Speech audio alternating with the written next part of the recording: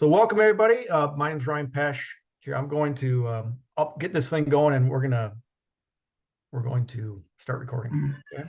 So let's not share a picture of ourselves.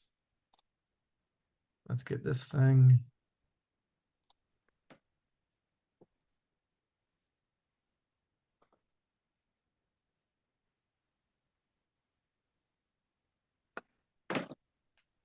Karen, is that showing the whole screen? No. It is. It's not showing the slide in slide mode. Oh, it's not showing the slide in slide mode. That's what I want. Right. We see all of your PowerPoint controls. Well, yeah, that's not right. We don't want that. No. No, hold on. You don't have dual monitors, do you? No. Oh, there we go. Okay, there you go. There you go. I just push a little button at the bottom. Yep. Perfect.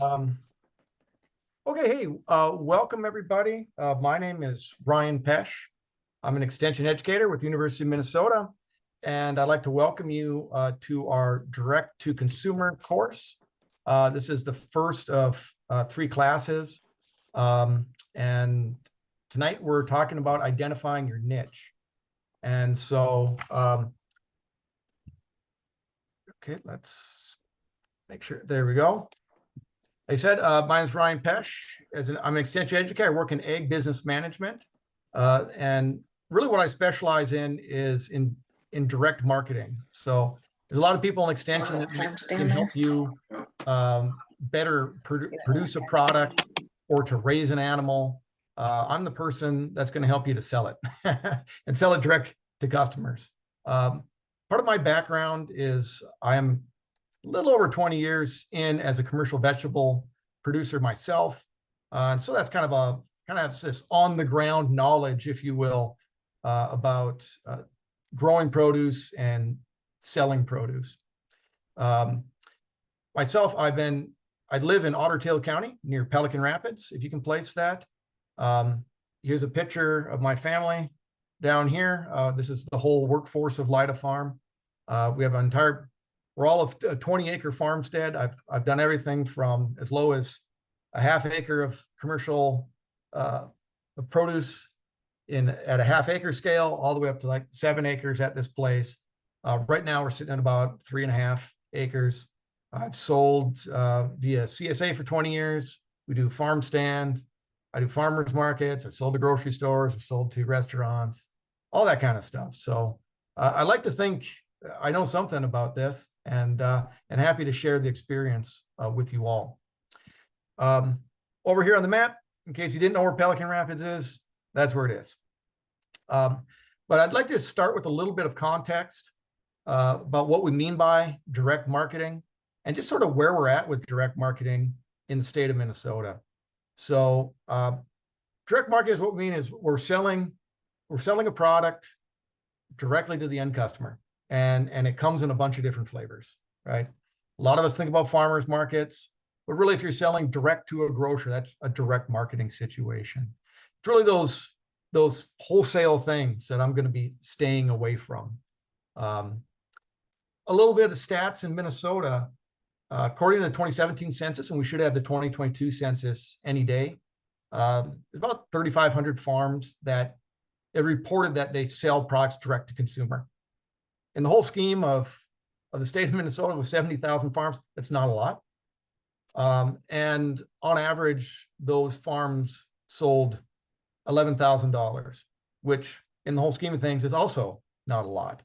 That includes some that are doing probably $250,000 in sales, and some people that are selling $500 or $1,500, right? And everything in between. This has really grown over the years in terms of the opportunities of direct market. When I started some 20-some years ago, there weren't as many farmers markets for sure. We're now standing officially at 368 farmers markets, according to the Minnesota Farmers Market Association.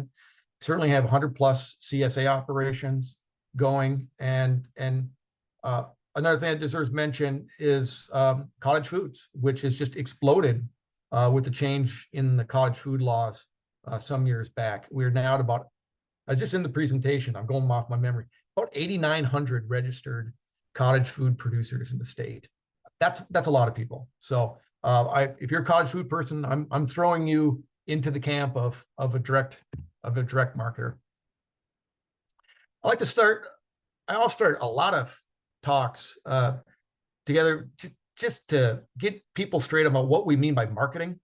Oftentimes when I start talking about marketing, people typically think that I'm only talking about advertising, right? It can't be used as shorthand for advertising.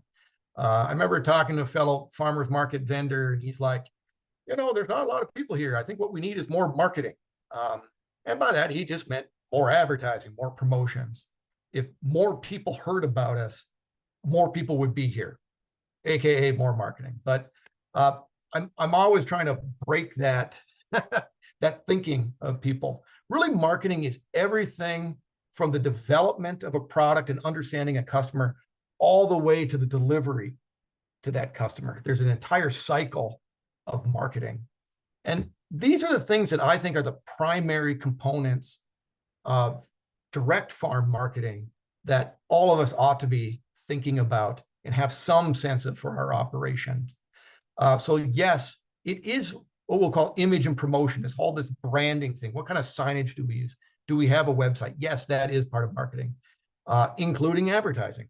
Are we doing Facebook ads? Are we putting in a traditional newspaper ad? Are we doing something on the radio? All of this, these are all promotional activities.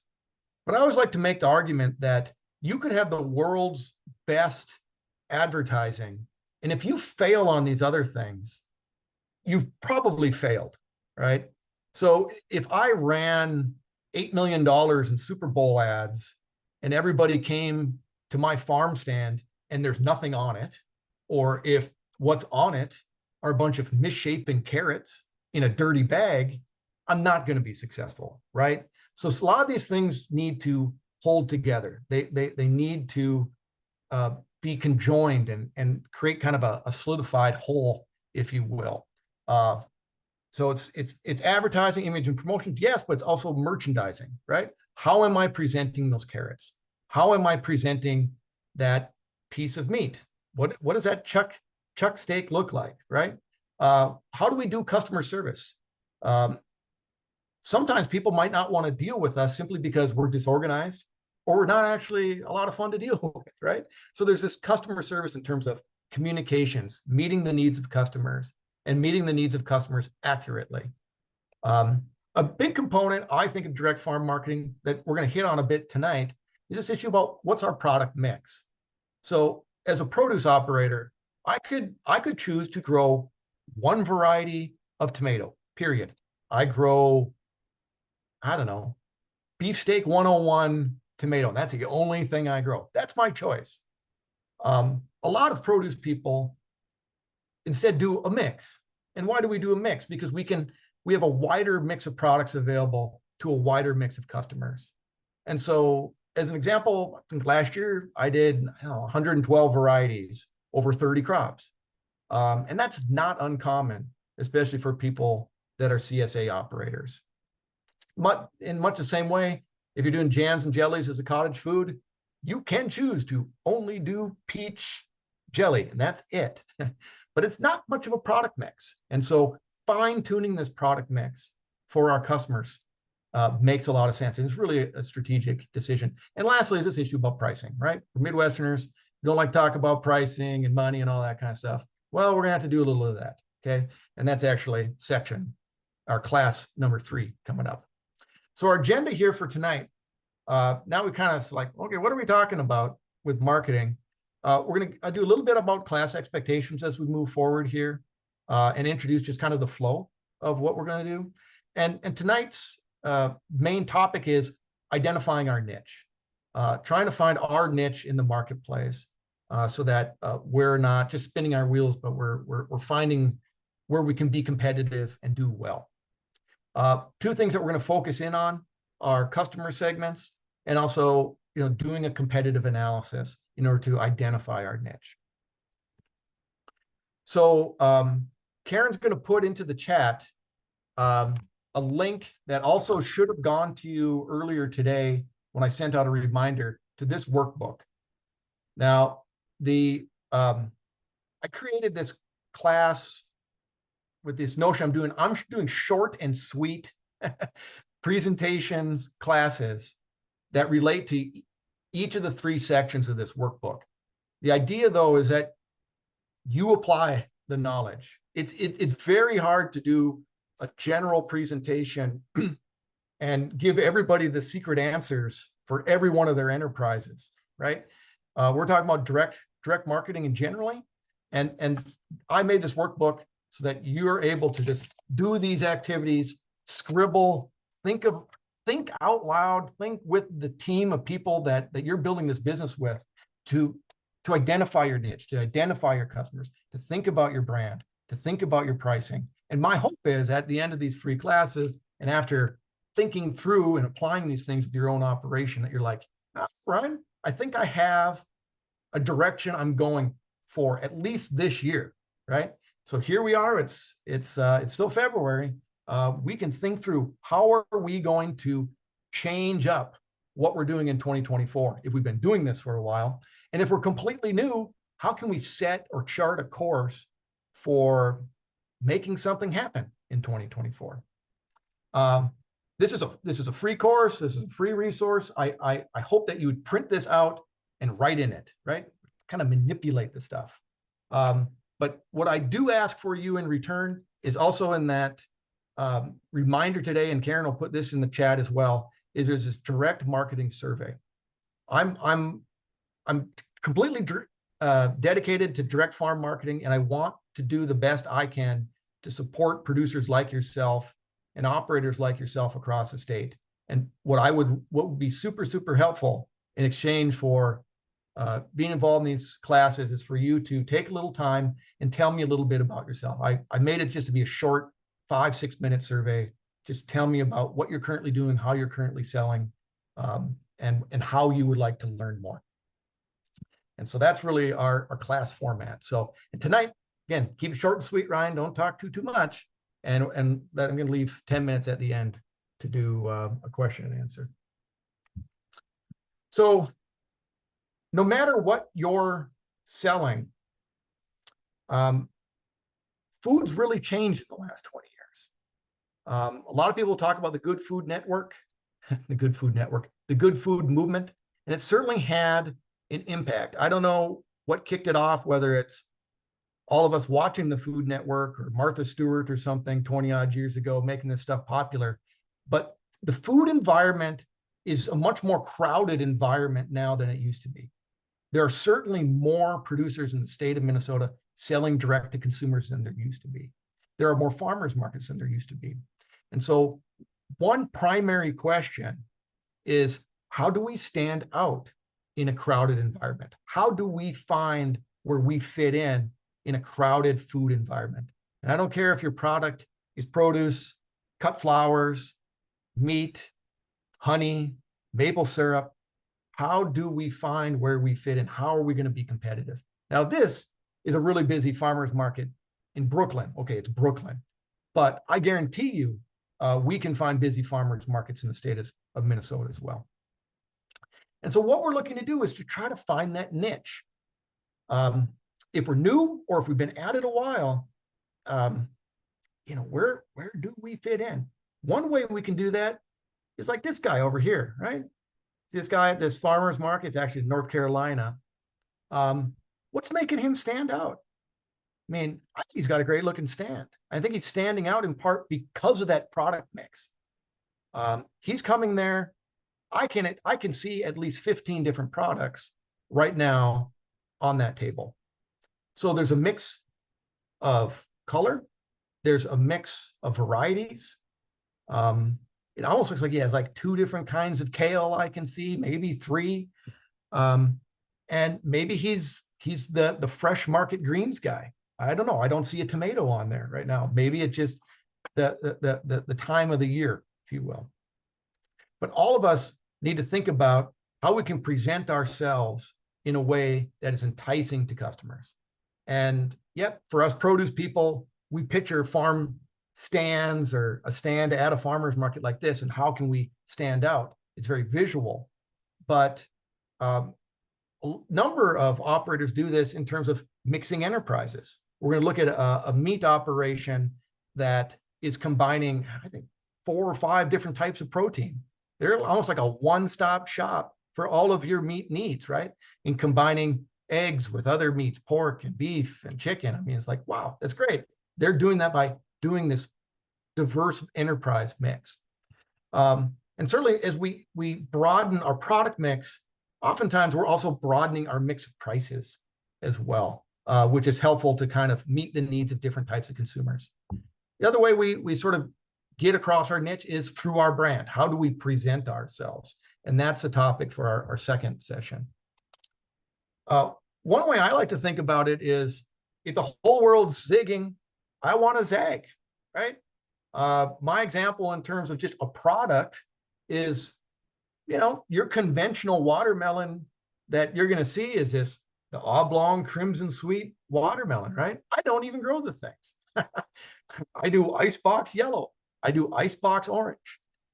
It's a way for me to stand out as opposed to do direct competition with watermelon that people are used to spending 40 cents a pound for, 25 cents a pound for. Why would I want to do that? In the exact same way as if you're a poultry operator, it's like, do you want to go head to head with Tyson chicken? No, I don't know. That might not be a great idea, but there's a lot of niche. There's a lot of other people that you can sell poultry to if you think best about how you can meet their needs. And so part of it might not be what's the product, but it's also how you sell, right? Yep, we can get a better product, but we can do much better customer service. We could have a better mission, right? We can have a greater story to our operation that people really resonate with. And so all of these are components to finding our niche. Another part of finding your niche, especially if you're a beginning operator, is finding what your niche is by using the skills that you already have. I run into a lot of operators who are beginning operators who have a lot of business experience, right? I remember I was in a workshop not too long ago, and this guy's like, yeah, I ran a liquor store for 25 years, right? It's not farming, but I guarantee you, he has some really good skills in terms of retailing. And so it's important, I think, that this isn't in the workbook, that all of us take stock about what kind of skills that we have that we can employ that really help us stand out as a farm operator or as a direct marketer, if you will. You could have strong skills in finances and or organization and details, right? I don't have organizational skills. I have a lot of other skills, but I can recognize the things that I am not strong in. Certainly we might have, look at this picture here. You spent 15 years. You're like, I don't know, I spent 15 years in Target working the sales floor. What skills do I have? You've got a lot of skills in terms of applying those to this type of business operation. You know what it takes to do a promotion well. You know what it takes to do merchandising well. You're just applying it with a different medium, right? Let's do this with a bunch of carrots instead of clothes. Or likewise, you might have had a 15-year career in HR. I guarantee you, to take and make an efficient farm operation or farm business run, it is a large part of it is engaging and building a team.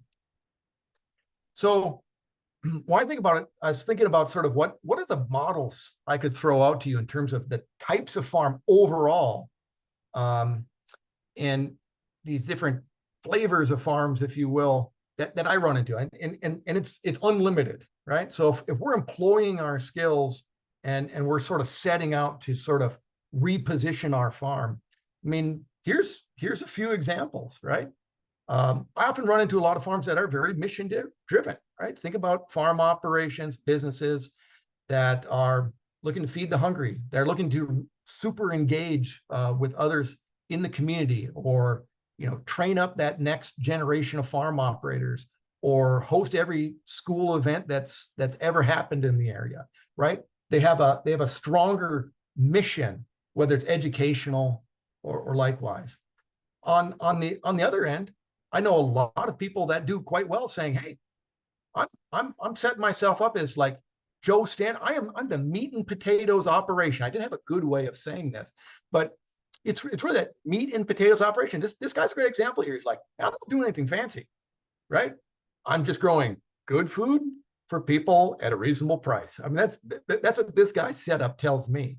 And again, you don't have to go and be like, save the world, right? I'm going to go save the world with our farm operation. I can say, look, I grow the basics, I grow them really well, and I price them accordingly. And it's a good basic price. And I'm hanging my shingle up and I'm open for anybody. That's kind of another kind of track, if you will. Some really do specialize in a particular market, right? We see this guy down here speaking to the chef. Some people are like, I'm going to be the world's best supplier of restaurants in the state of Minnesota or in northern Minnesota or in Itasca County, right? You can go long on meeting the needs of grocers or meeting the needs of schools or meeting the needs of restaurants.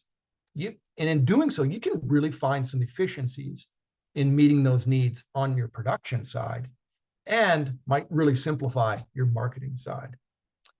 Lastly, I mean, I know a number of farms that are very much environmentally focused, right? We're all about humane treatment of animals. We're all about, finding sort of climate adaptive agriculture. So if you think about this, you think about the different customers that might be attracted to these different types of farms, you start getting to where I'm going here. But no matter what direction you end up going overall, I really underline the thing at the top. It is all about authenticity. It is about finding what really motivates you, what kind of values that you're bringing to the table, and where if it's authentic, it'll shine through, if you will. If you're like, I'm just doing this mission-driven stuff because I think I'm going to get more sales, that's inauthentic. It isn't really. If it's not what you're about, don't do it. It's fine. I'm giving you full permission to roll your own, to make your business what you want it to be. So the first component about finding your niche is identifying your customer segment, or segments, I should say. And it comes down to just, who are your customers?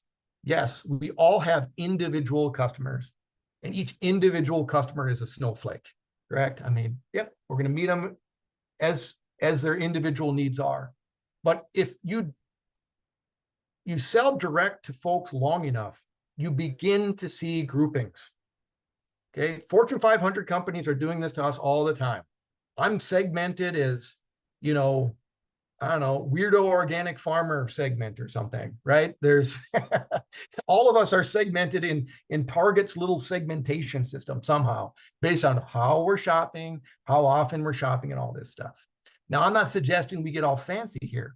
I'm just suggesting that we get a model, some image in our mind about who are these groups of customers that we are serving, and who are, or if we haven't started yet, who will we be serving? Who's in our area that we're going to cater to, and really think that through. In my own experience, I found that there really are three types of customers that I've always seen at farmers markets: Buick drivers, minivan drivers, and Volvo drivers, right? Over here on the right is Jennifer Gardner. Jennifer Gardner, she's holding like hundreds in her hand. She's definitely a Volvo driver. She cares about whether it's organic. She wants to know the variety. She wants special things at the farmer's market. She's not price sensitive, right? If that bag of apples was, $20, she'd be like, okay, these must be good apples, kind of thing. She's not going to throw a fit. She's not a moron. She's not going to spend $100 for a bag of apples, but she's not price sensitive, I guess is my point. And I see these types of customers at farmers markets, and these are primarily my CSA members, right? Highly educated folks that really, really care about this stuff and want to have this connection with this farm. Great. And they're different from our Buick drivers, right? These ladies down here at the bottom. They are price sensitive, and they don't care about fresh fennel. They might come and look at the fresh fennel and they're like, oh, that's interesting. What's that? But they're not trying to impress their friends at a dinner party or anything. And they don't want anything in any kind of larger amounts, right? They want a tomato. They want one tomato. They don't want a quart of tomatoes. And they don't want a 8-pound roast. They want a 2-pound roast, a 3-pound roast, right? So they have just different needs as a customer. Now, you might say, boy, those aren't really good customers. But in my experience in selling at rural farmers markets, I would venture that these folks are probably 50, 60% of our customers in terms of the traffic, the number of customers going through. And lastly, over here on the left, we have our minivan driver. And think about a lady in her, late 20s into her 40s with kids in tow, right? She's bringing the kids to the farmer's market. She's feeding a family. She wants it to be healthy. She does actually want the 5-pound bag of potatoes. She doesn't want to buy them in bulk, right? She might want to can the tomatoes. So in my experience, these are my customer segments. What's important is that you identify your customer segments. And I would say, in terms of understanding customers, one of the most important things that I think I have is the power of observation. And for those of us that may sell at a farmer's market, you see these people, right? They come in every single Saturday at your Saturday farmer's market, and you start to see these patterns and these types of people and what they're looking for, and you adjust accordingly, right? And so that's why I would say if you're going to start somewhere, starting at farmers markets is great because you get that immediate customer feedback, right? You're not trying to sell wholesale where you're sending it off to some buyer somewhere, right? There's one person you're trying to please. You're getting the feedback like, I don't know, these potatoes don't look good. Or, I don't like this variety of cherry tomato. You'll hear about it. They'll come back each week. But even if you haven't started, I would say there's a lot of power in observing people buying food. And part of this can be just snooping around other farmers markets. It could be going to your local grocery store. If you're a meat operator, how are people buying meat? Watch them. Watch how people interact with the butcher at the meat counter. Are they asking about prices and saying, I forget it? Are they saying something about, what quality they're looking for, what package size they're looking for? Are you seeing what people are picking up and what things keep getting shopped over, if you will? And so this power of observation, I think, is a great way to start getting that model in your mind, right? What we're trying to do here is to get a model in our mind about who those customer groups are, and we can test against that over the years, right? Am I right? Am I wrong? And I find those patterns. So yeah, it is kind of like spying, right? I mean, but you shouldn't like hide behind a potted plant or something at the grocery store, be all creepy about it, but just, it's okay. Check it out, just observe. Also, it's super, super helpful just to ask, right? You can ask people ask customers. You can ask other farm operators like, hey, am I just, barking up the wrong tree by, raising this breed of animal? Does this marble well? Does this produce, a good meat? Do they raise well? I mean, do they sell well? Ryan, do you sell these peppers or do you just grow them for kicks, right? These types of things. So in your workbook, there is this activity of customer segments, right? And so we're just here in this first section. Oh, that's just me. We're in this first section of identify your niche. And if you go, a little bit right here, you're going to see the customer segment. And so write down, give them a funny little name, right? If you've already been doing this, try to segment out your customers who you've seen, right? What about their demographics? Educated? Are they older, younger? Can you tell about their income? Are they local, non-local? In my neck of the woods in Otter Tail County, are they lake people? Are they not lake people, right? Are they price sensitive? What are their habits? What are their interests? What percent of the customers are there, right? If 100% of your customers are one type of group, you really got to get into their minds. The second activity here is, what are your ideas to try to serve those customer segments, right? We identified them as our customer segment. What are their needs and how do we anticipate those needs and how can we meet those needs? So ideas on best how to serve them. I put in a little example here, right? My minivan moms. That's my example, right? You like that? It's cute. Cute, Ryan. So hey, I have an idea here in terms of pricing. Maybe they'd be really into a bundle price. I think they would. Maybe weekly bulk pricing. Okay. Is there a message that they would resonate? I wrote this, I just spitballed this thing, from our family to yours, farm fresh for your family, right? They're in that kind of stage of life. I think that would resonate with them. They seem to be kind of web savvy. I don't know. Would they do text? Maybe they're texting people, right? A bunch of 30-year-old millennial moms or something. Yeah, maybe probably are texters. Maybe I should do text marketing. Pre-orders online, maybe that might do well. In terms of a product mix, hey, I really want to provide them the staples in good portions at a reasonable price. Maybe a package, maybe a bundle deal. So again, there's no wrong answer here. It's about who's the customer, who do I think is this customer? Let me just start brainstorming, like how best could our operation meet their needs? Okay, and right now we're just throwing any ideas in the hopper. So our second part here that we'll see in the workbook is competitive intelligence. And so sometimes farm groups are just like, Ryan, I'm just not that competitive. I don't think of my fellow farmers as my competition. That's fine. That's good. I get that. But just in terms of other people selling a comparable product, we need to understand what they're doing to get a better sense about how we might do what we're going to do better, right? And so when I talk about researching the competition, first and foremost, we're going to go to other people doing something similar to us that have a comparable product that they're selling. So I did a little of this today just to get some examples. And here's Fresh Earth Farms. They're from near Hastings. I found them on the LSP CSA directory for Minnesota, and they are a CSA operation, right?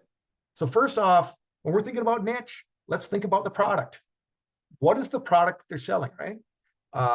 Okay, they do on-farm pickup or drop site pickup. Oh, okay. Oh, they have a couple share and they have a family share for either of those options. All right, that's good. Okay, that's good. How understand those are their primary products, if you will. Oh, look, they have a store over here. There's these other products that are add-on products. They got a coffee share, flour share. They do a winter share. Oh, look, they do delivery. That's interesting. So it's not just what they're selling, but how they're selling it. Somebody can elect to put in $55 and they have the convenience of delivery. I wonder if other CSAs do that. They also sell herbs and plants, $7 a plant. Okay. Next, after getting a sense of like, these are their products, what are the products that they have available at what price? Let's take a look at some of their marketing messages. How are they trying to sell their products? A truly local and authentic CSA. I like this.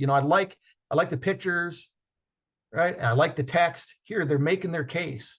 They're saying, buy from us for this reason.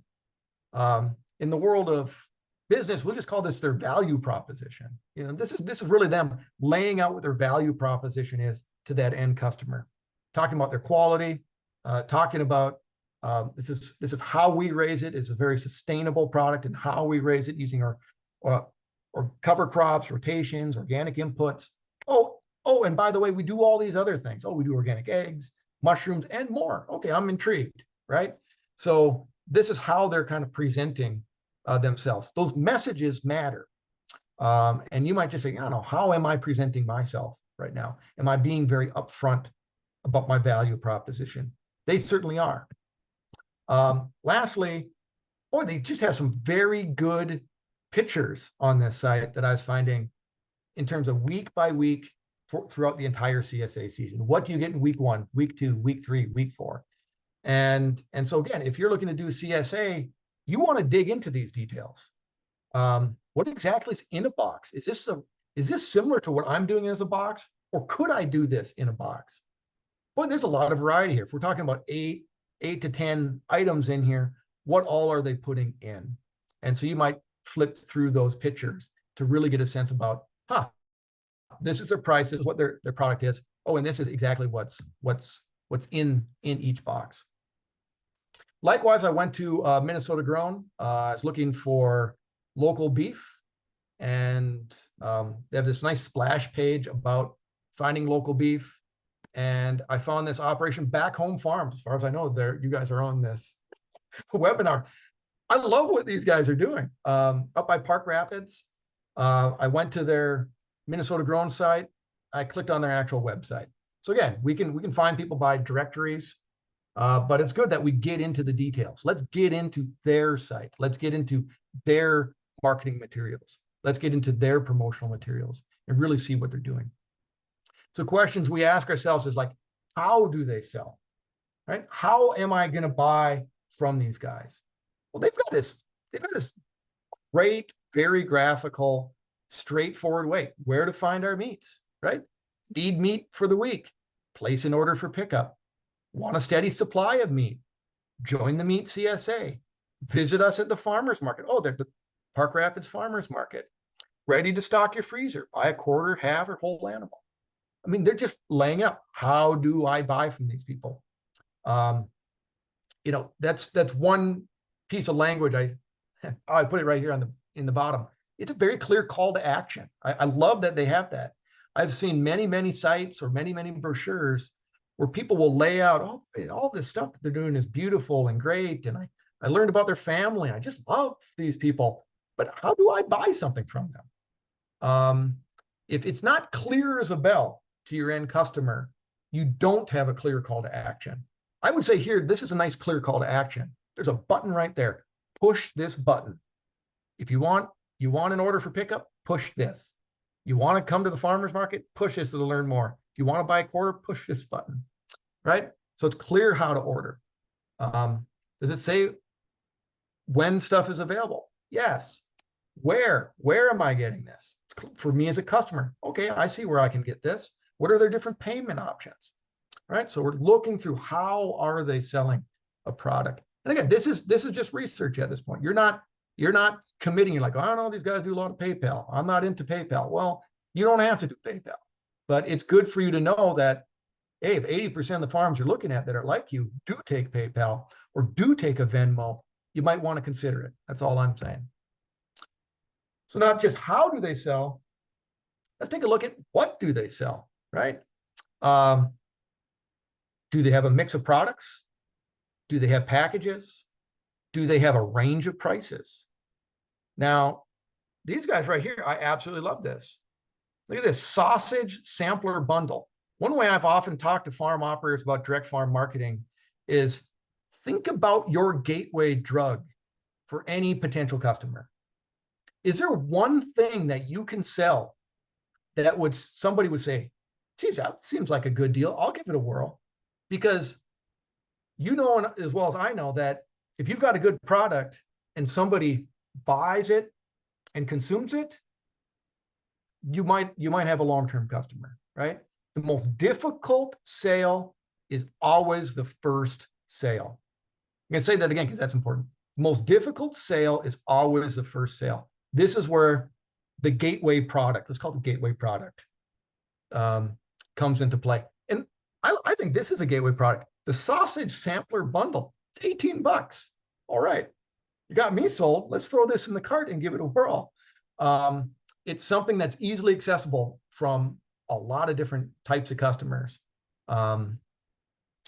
Also, if you look at in terms of what people sell, what is their mix of products, right? What is that product mix? Some farms can get too focused. You're like, I'm only selling to the Volvo drivers. So I only have these high-priced boutique-y things. If you want to be exclusive, you can do that. If you want to focus in and you only have so much time in your life, you can do that. But oftentimes, we're trying to serve multiple customer groups. And in doing so, we want a mix of products. And when we have a mix of products, we also have a mix of prices. It opens up the range of prices that we are able to do. So yes, they do bundles, they do meat CSA, they do bulk, they do poultry, beef. Hey, I got to go visit these guys. Lastly, if we're doing some competitive intelligence with people that are doing a product like ours, I think it's really important to take a look at what's the brand I'm getting from them. What's what's their personalities? Is that getting across to me? Do they have a voice in how they write? Do they have a certain kind of look? And that look could be made in term by their color scheme, their color palette, with, how they're presenting themselves online. These guys definitely have some personality. I mean, they have this page, about us, which is an important thing. Are the reason why research shows, why do people buy direct from producers? Part of it is to know us, to have that direct connection with that farmer. It seems kind of intrinsic or fuzzy, but it definitely comes out in the research. And so I go to their page about us, and I see this, like, right? Remember Little House on the Prairie? Some days I feel like Ma Ingalls. There's a personality here. This is enjoyable for me to read. And so for you, if maybe you're not a meat person, you're like, I do cut flowers, let's go to some cut flower pages. What can you learn about their brand? What is their personality? What is their voice? What is the look? Do you have a certain feel as their potential customer? Lastly, how do they promote? Are they using social? These guys have Instagram and Facebook. If you look there, is their content being shared? Is it popular? Is some content more popular than others? Right? This is just social media 101. We don't want to spend our time putting out stuff that never goes anywhere. Some things go better than others, right? Me taking a picture of my shoes doesn't ever seem to go very well, but if me and a couple kids are out in the field doing something, boy, for some reason, hey, there's a human being involved and that thing gets shared pretty well. Get a sense about what's popular. What's the content that they're putting forward, I think is what's important. It's great on their own page. They have a recipe page, and that's some great content that they're also sharing on their social media. And so lastly, when we're doing competitive intelligence, looking at people doing a comparable product, yes, let us start with other local farm operators or cottage food producers like ourselves. But let's not limit ourselves just to other farms. When we're thinking about our customers, think about, if you have your customer groups, think about where do they do most of their food shopping, right? My Volvo drivers are probably, if they're in the Twin Cities, they're probably going to the Wedge. They're probably going to Lund's or Byerly's, right? The Volvo driver crowd. My minivan drivers, they're going to a Coburn's, they're going to a Cub, right? So it's important not simply to just look at other farms. I think that's most informative, but I also think it's important for you to maybe do a little recon, right?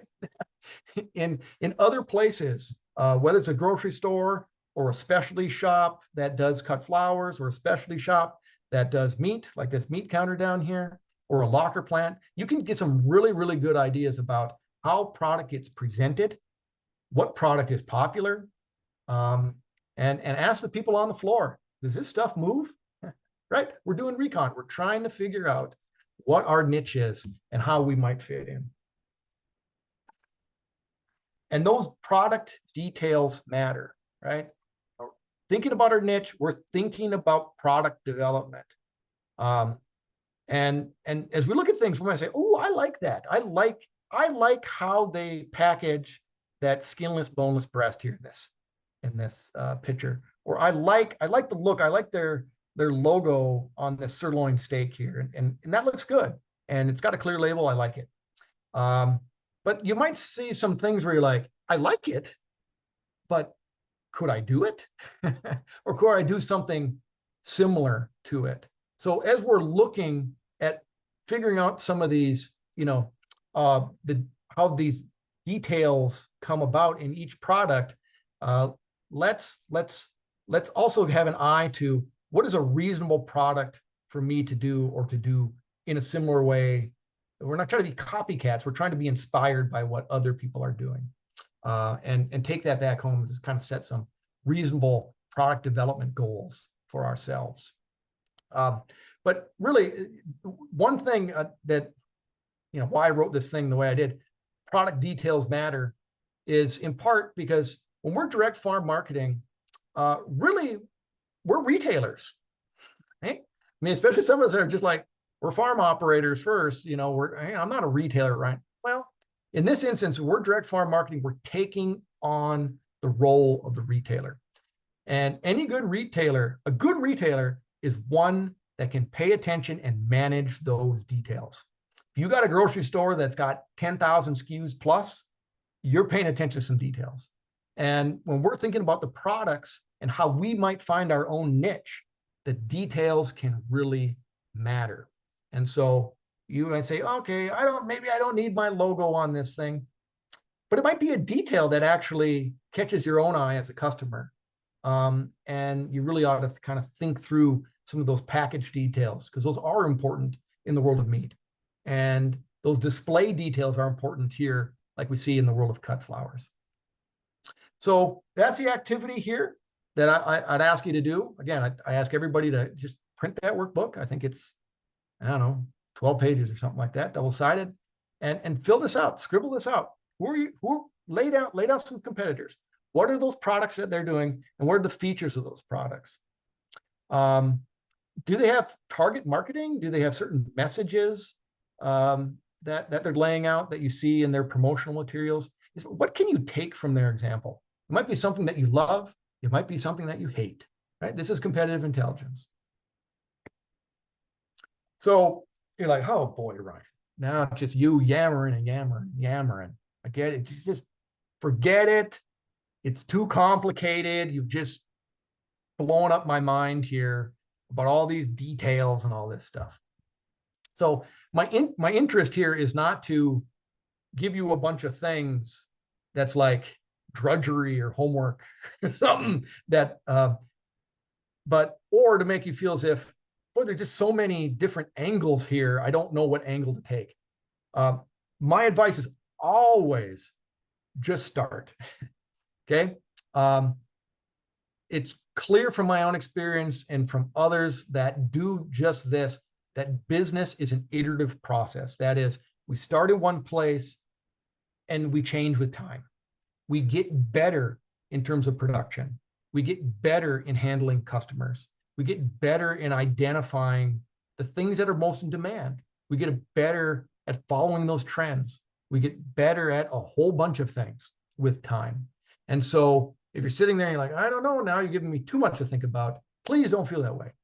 This is about, we're doing some research, and you know what? It's about just starting. The other part about just starting is, I always tell people, it's like, it takes a while for customers to know that you've hung out your shingle. It takes customers a while to understand that this is a product that you're offering, and it may be a new product, or you might be a new operation. It takes a little while. And my own operation, I always say, I give everything 2 seasons. I give them 2 years. I even did a dairy route for 2 years when I was delivering vegetables to the door. It didn't work, but I gave it 2 years.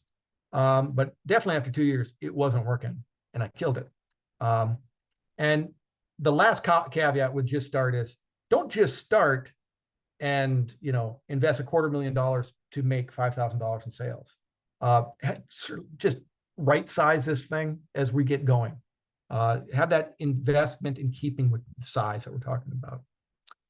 So in summary,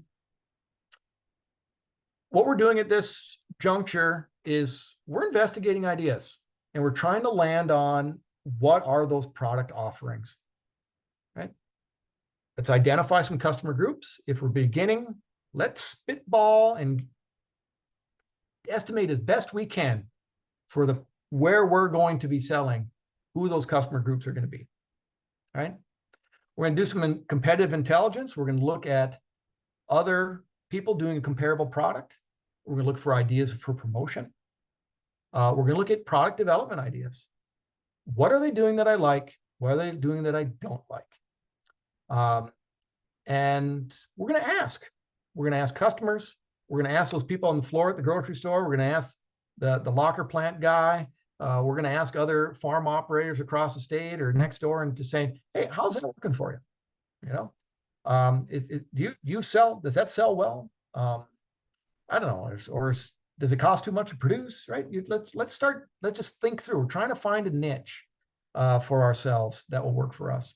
And so, really, I leave you with your homework. It's a set to one activities, and what I like to emphasize here is, yep, if it's just you, great. Fill it out, do some thinking, talk to yourself. I do it a lot. But discuss it with your team, right? Your team might be just you and your spouse at this point. It might be you, your spouse, or a farm partner, or you got some kids involved. It may be outside of your family, right? You're trying to restart what you've had going for the last 10 years, and you're like, I don't know, I got to rethink this thing. You might have employees. Let's sit down. Let's have a conversation about where we might need to retool and redo some product development. So with that, I'm gonna stop this and see. I told everybody I was gonna stop early, and we'd take whatever Q&A there is. So Karen's gonna ask me these questions if there's anything in the chat. So far, there's nothing in the chat. Oh, Okay, spoke let's too get some soon. questions going. Can you elaborate on your failed dairy experience? Selling products didn't work, or just the dairying didn't work? Yeah, great question. So I was in cooperation with my neighbor who was an Organic Valley operator. So I had finished dairy products. At the time, I was doing CSA door to door. That was just what I did. I did a route. And so what really failed, it wasn't the product. These people were Organic Valley customers. What was the challenge were custom orders. Custom orders were too difficult. I ended up talking to customers and I'm like, well, why didn't that work out? Well, I always felt bad, Ryan. I always felt like I was late getting my order in and I didn't want to mess with what you were doing. And so it actually was stress. It actually didn't work on the customer's end to do a custom order. That's what I needed. You want 2 gallons of milk and this cheese or that cheese? You got to order it online. And that's that was a real issue. So some of those logistics is what killed it. Back to fine-tuning product mix, how do you identify the right mix when you're new to the business? Yeah, I think you can't go wrong. I mean, if you're going to start somewhere, don't get fancy unless you have a really strong reason to get fancy. So it's best to start with the basics, right? Just think about the staple products. Think about the staple products. If it's a world of produce, and I'm in year 1, let me go to the Johnny's catalog and select the ones that are highlighted in yellow, that are the easy to grow things. And I'm going to start with some easy to grow things. And I'm going to start by selling those things. I'm going to do some cherry tomatoes. I'm going to do some standard slicing tomatoes. I'm going to try my hand at potatoes. I'm going to try my hand at bicolor corn, right? I'm going to do the basics. It's a great place to start. The challenge is that you're going to be in competition with everybody else, right? More than likely, everybody else already does these staples. But even within some of those staples, like I find a lot of people in farmers markets shy away from a lot of the smaller piece things, cherry tomatoes, beans, edible peas, things like that. It's just, they're labor intensive. And everybody shows up with a zucchini, right? So you're kind of like, okay, if I'm going to start somewhere, maybe zucchinis are standard, but I might skip the zucchini and do some of these other things. But I think starting with the basics, starting with some staples is a good place to start. Now the questions are coming in. First of all, will the PowerPoint be available to download or print? Are you going to send that out, or? Yeah, I'll Okay. send it out. I'll make it a PDF, and we're going to put this Okay. recording somewhere too, Karen. Yeah. So Okay, I'll good. send it. What was the information to be added on the beef registry? Beef registry. I don't know. Yes. You don't remember that? Did I put something in about beef registry? I'm not sure. Chris, it was Chris's question. I mean, every breed has a registry, right? And I think in kind of the context of this is, you're always thinking about what horse you're going to ride or what cattle you're going to ride, if you will. And so you're selecting out. A lot of times people will tout, hey, we are a registered Jersey herd, right? It's sort of like, we take the Jersey seriously for our dairy operation, or we take limousine cattle seriously for this reason. So it's like, but that's between you and your breed. Each has their own registry. In your experience, do you see a lot of people getting scammed or not paid with things like Venmo and PayPal? No, no, no, I would say, the scamming comes with what we all experience on a daily basis, right? These phishing emails, but just, I've been on PayPal for a very long time, and I've been on Venmo for the last 2 years, I think. And because I'm on PayPal, I don't know if it's because I'm on PayPal that I get phishing scams that like, oh, fix your PayPal account. We just all need to be aware of those things. My mom gets those phishing scams.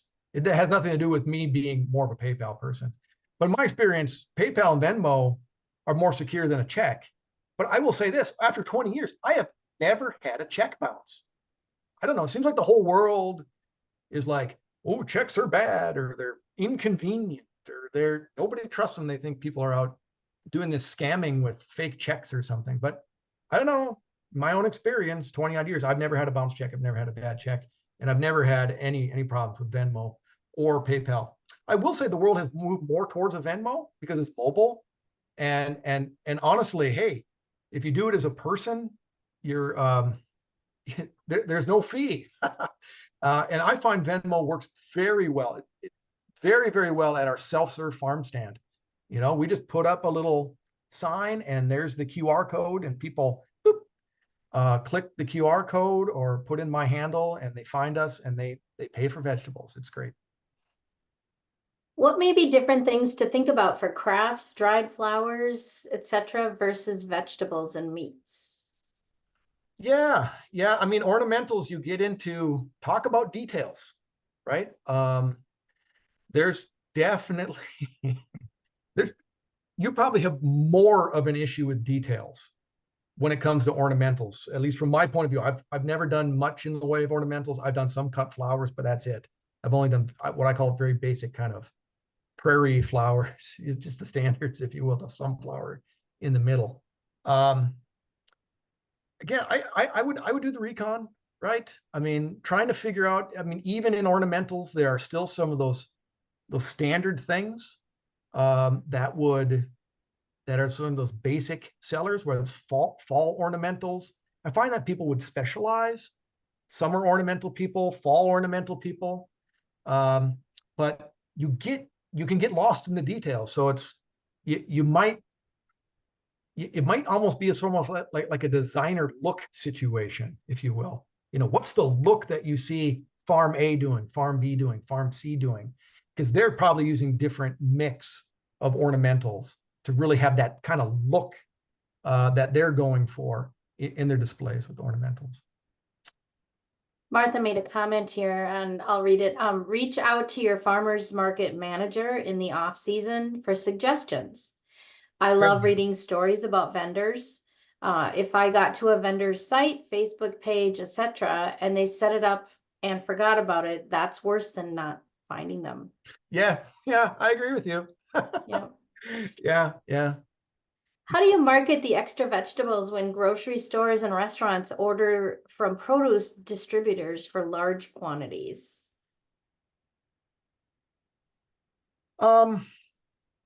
So just another produce question. So we're talking direct marketing, not wholesale. And actually my take, I did a whole course with some other people on wholesale readiness, right? So there are more producers, they're looking to engage in wholesale. And there certainly are wholesale operations that are looking for local product. I mean, it's more of a thing than it ever used to be. I will say this, that you got to walk before you run. I mean, I don't suggest anybody gets into wholesale unless they've have some experience and feel really good about their product at a direct marketing level, right? You do 5 years of farmers markets, you get better at growing, because you're going to have to grow at a different scale, right? You really have to scale things up to do wholesale well. And I don't recommend it out of the gate, if you will. But how do you get rid of extra stuff? We'll talk a little bit about this when we get to pricing in 2 classes, but I always say don't cannibalize your market. Sometimes people will start dropping prices just so that they move the stuff that they've already picked and brought to a farmer's market, for example. I'm a strong believer in having your own list, right? Have your secret list of the people that buy things in bulk, buy things from you directly, and will buy them from you outside of your other markets. So you're not killing your price, but you're getting that product that you put money into to grow. You're getting that sold, even if you're selling it at maybe a discounted rate. That's fine. One ways of being profitable is sell it all, right? If you put money into raising it, if you get it all sold, you're a much better place of being profitable. So, What's your favorite method of direct to consumer marketing? And in parentheses, farm pickup, farm stand, farmers market, etc. So they're different things for different reasons. I would say from my own experience that the CSA allows the business to exist, right? I think of it as our base load, right? If you think about like a power plant, that coal plant's the base load, even though these windmills are doing stuff over here. I might like the windmills more, but there's still a base load that's making the grid work. And so in terms of like profitability and in terms of making the business work, I mean, I love the CSA model. And I like it in terms of the connection with customers and members, and they like that in turn, right? And so I think of that as a real base. Myself, you know, after I don't know 14 years at one farmer's market, I was burnt out. Like I love farmer's market because I'm like this super talkative guy, and I love the interaction. I like the banter of a farmer's market, but they can tire you out. It's kind of like if you own a restaurant and you have a dinner service, right? Big crowd of people come in. Oh, let's sell a bunch of stuff and talk a whole lot, and then you're done. So, but I got lonely or something, and I ended up going back to the farmers market, and now at a different farmers market I helped start. But I like that back and forth with customers, and you know, just in terms of low cost. I mean, you can't beat a farm stand. I think they're cute. People dig them. And you're not spending anything on marketing with a self-serve farm stand. So they're all my children. So maybe one more question, huh? If we're at 7:03. Karen, we got. Yeah. Do you recommend or discourage including on your website things like your farm safety food plan or food safety trainings or certifications? I would say if you're focused, again, I'll back up and say one of my messages is it relates to your customer. So if your customer is somebody that's looking for a gap audit, it's school food service directors, it's restaurants. Hey, if you're sort of in that lane, that you're focused in that way towards that set of customers, yeah, I think it makes sense. If you're sort of a general retail, I'm selling to the general public, I'd bury it somewhere, right? It's there. Maybe there's a sub page about our farm, but most Joe customers, it's too much. It's too many details. They just want to know what varieties are sold and where can I buy this stuff. They don't. This plan here is like, oh, what is this? It might freak them out. Well, great. Yeah. Good. I promised you guys 7 at 7:04. Maybe we could stop the recording Oh, sure. here. Yes. I do want to thank everybody for coming, and we're going to have a next course or next class here 1 week from today, and then one class after that. Put your homework to work, and